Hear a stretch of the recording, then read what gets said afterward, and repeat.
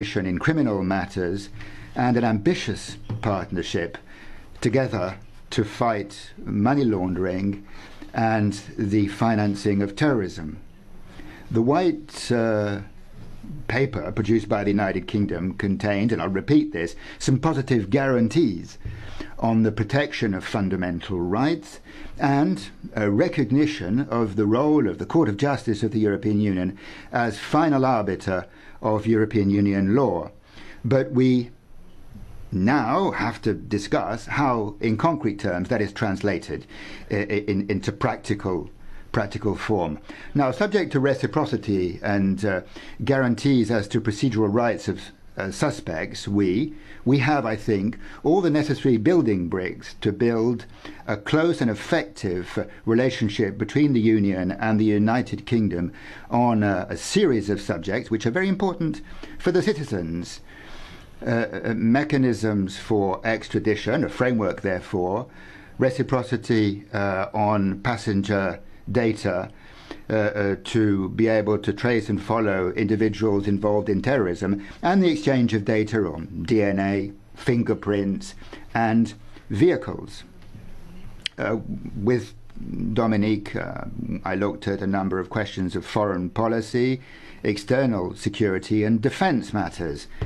There too, there's broad convergence of view on the ambition that we both want for our future cooperation and on the tools which are necessary to implement that level of cooperation. And finally, in this chapter on security, we also discuss Galileo. I just want to repeat that the European Union has offered to the United Kingdom close cooperation. Months ago, we made this offer.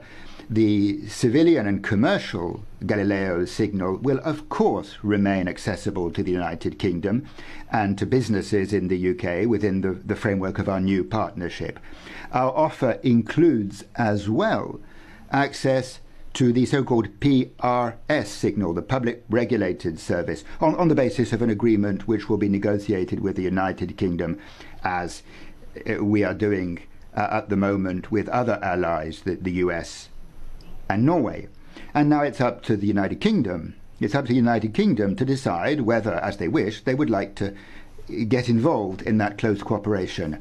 Now, ladies and gentlemen, on all the future cooperation matters, trade, specific forms of cooperation, internal security, external security, foreign policy, and defence, our objective is with the United Kingdom to build a partnership without precedent, as I have said on a number of occasions over the last few months, and as I stated once again the day before yesterday in Berlin. Now, the second subject of our long morning's work was, of course, to look at and make progress on some of the outstanding issues of the withdrawal agreement itself and the condition for any future cooperation. Now, just a few salient points, a few matters of the withdrawal agreement which are still outstanding. On geographical indications, 3,000 geographical indications of the 28 countries of the European Union. Once again, I express my concern.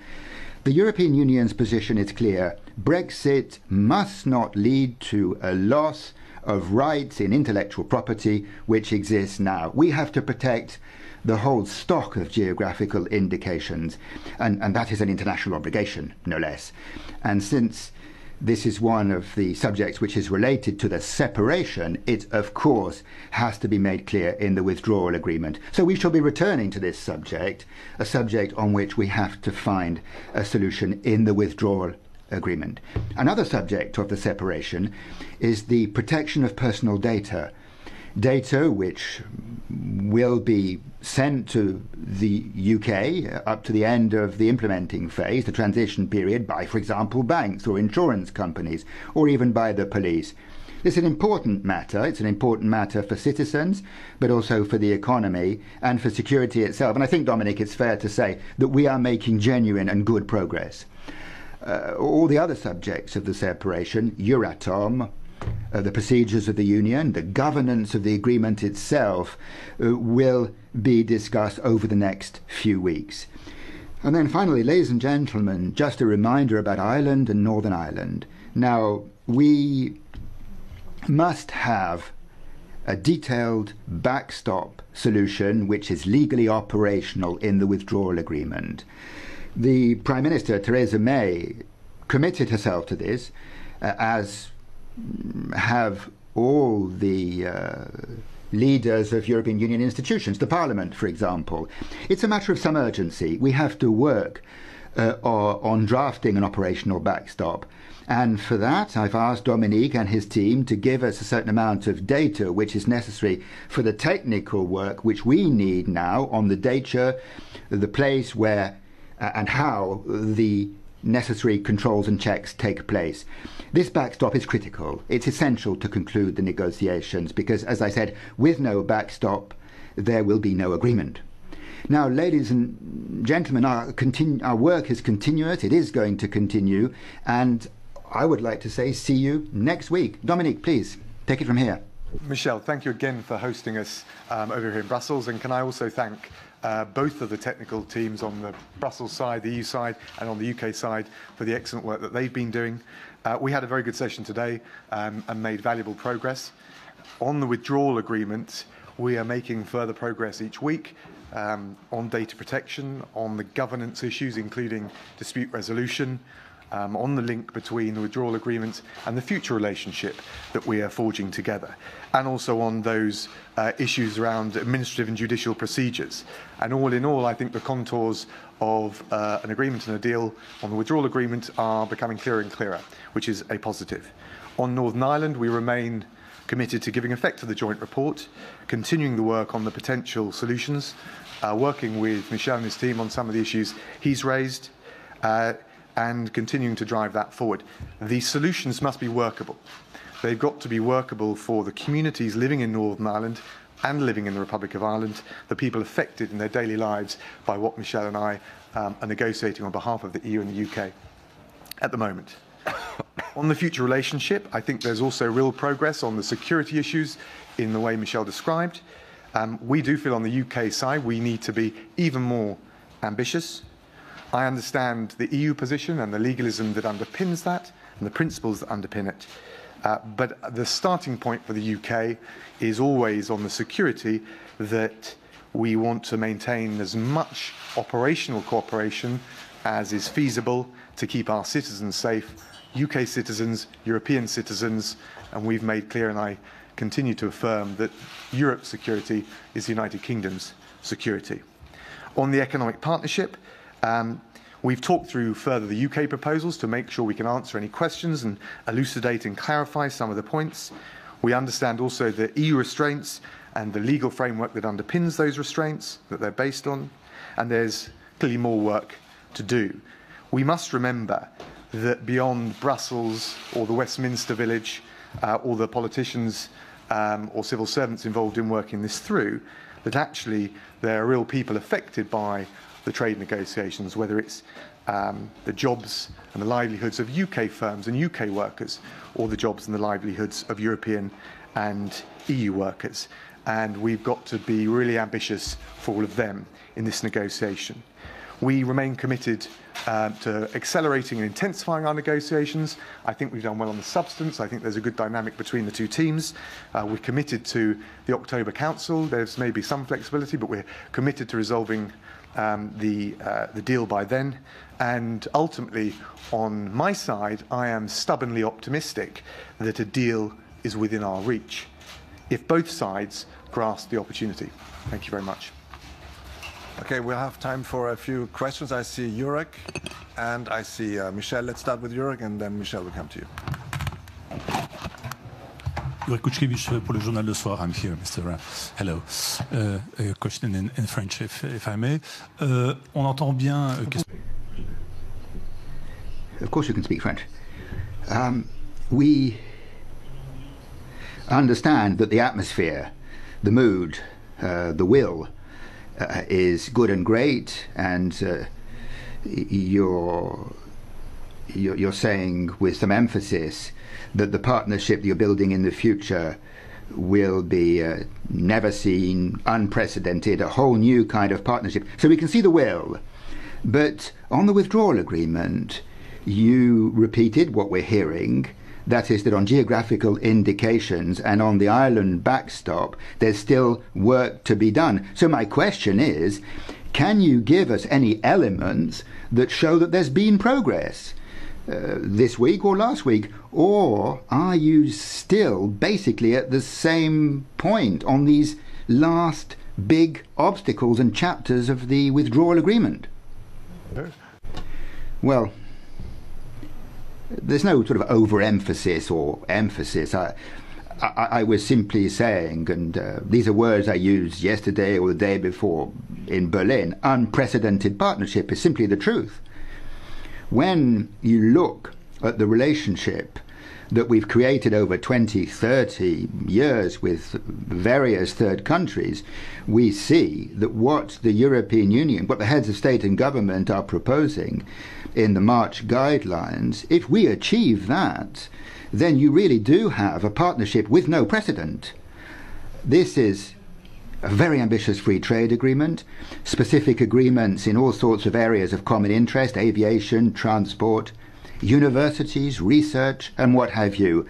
All I said about the progress that we're making, if you take the time to look at the detail of what I said earlier on internal security, on the protection of citizens, on external security, we are fleshing out what will be the declaration of the EU and of the UK on the scope of the future declaration of the future relationship. And there's no other example. It's unprecedented. It's such a partnership with a third country. But the preliminaries to that is that we have to organise an orderly withdrawal of the UK, because that's the condition for an unprecedented partnership in the future. And there again, and we're trying to weigh our words, you can see that week after week and step by step, we are eliminating subjects, bones of contention. If you look at what I said today on the question of data, for example, the exchange of data, we have made progress. On Euratom, we have made progress. Of course, the focus narrows down, doesn't it, on the things which are still there, the outstanding issues, and the outstanding issues are geographical indications, which are important for the 27, but for many, many producers in the UK, there's also issues of governance and the role of the Court of Justice, and of course the question of Ireland, which is, as I've said, a crucial point for us to reach an agreement. But we're working, and we're going through the detailed work. We want to look at the controls, the checks. We need that data, that information, to understand how a backstop is going to work. Who, when, where, and how those controls, those checks are done. It's technical work. It's the minutiae, it takes time, and it takes precision in that work. Secretary of State, would you like to? Well, I think we've listed, both of us, we've itemised the progress that we had this week on the withdrawal agreement, which I think was your specific question, data protection, governance and dispute resolution, the link between the withdrawal agreement and the future relationship, administrative and judicial procedures. Michel mentioned some others. On geographic indicators, we do understand the importance for many European countries of resolving this. We understand it's obviously an issue for us. And of course, we empathise particularly on this issue because we're very keen to make sure we resolve the broader trading relationship. So we do understand the importance attached, and we attach importance to resolving it as well.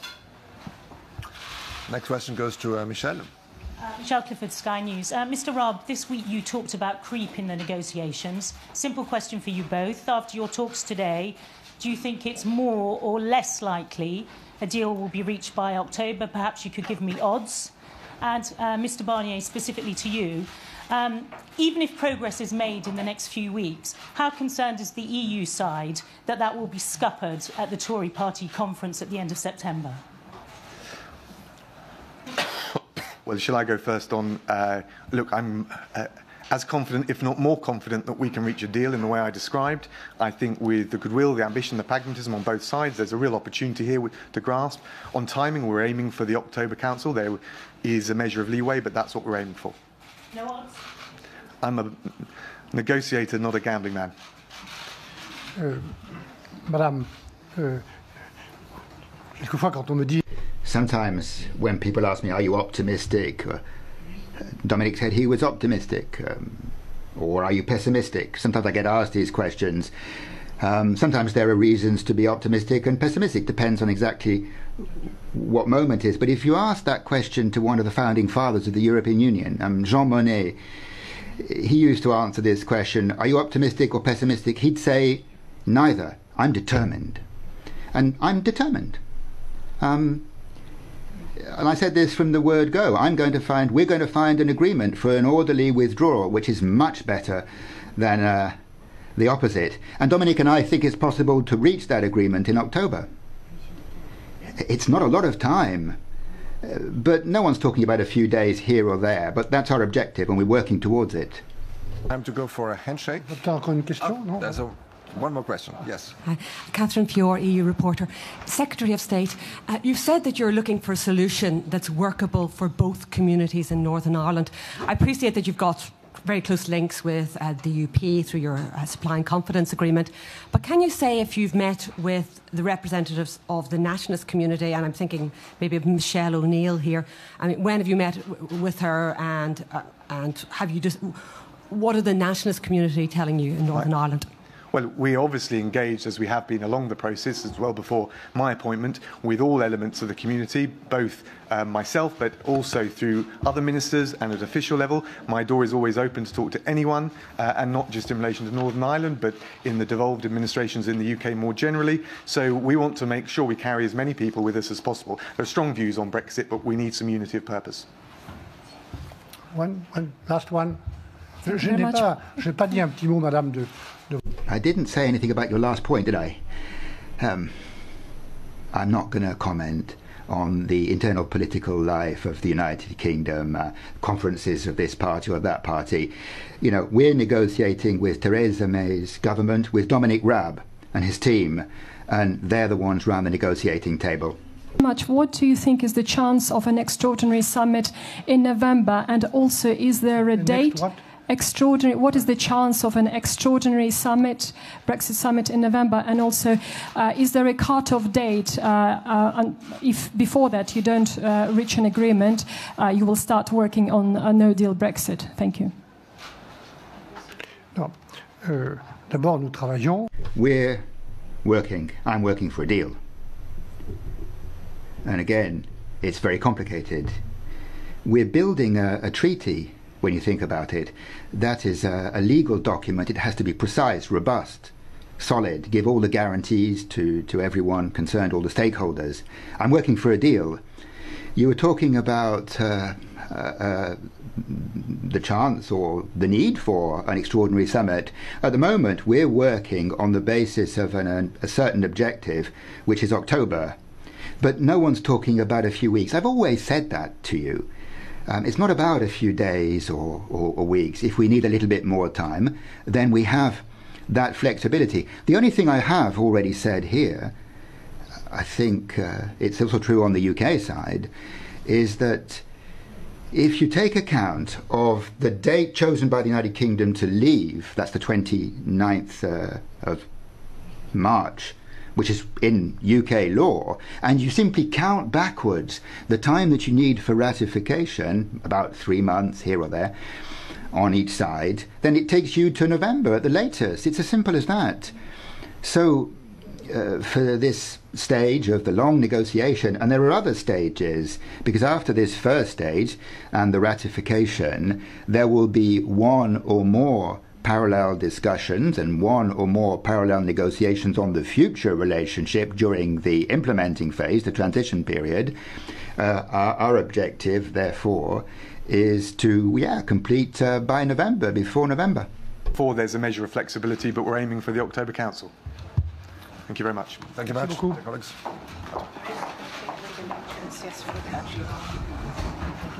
Oui.